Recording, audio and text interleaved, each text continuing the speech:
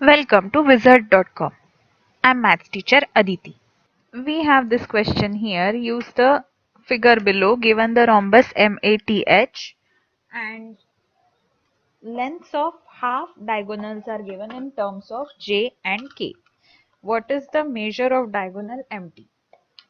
Now in a rhombus we know that diagonals are perpendicular bisectors of each other. Now here we can say that because they are bisectors of each other, AY equal to YH and MY equal to YT.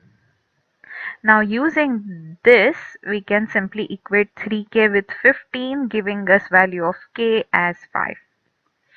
And using this value of K we can here 4J minus 3K equal to 2J plus K.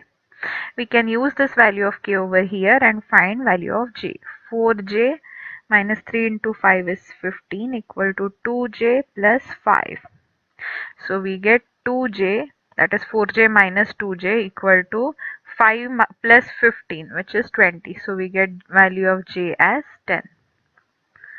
Now using this value of J and K, we can find length of MY equal to length of YT equal to 2J plus K, which is equal to 2 into 10 plus 5, which is equal to 25 units.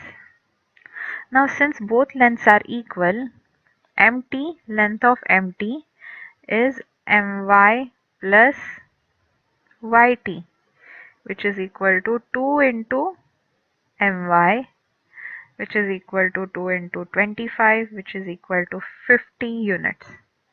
So we got length of MT as 50 units. Answer is option D.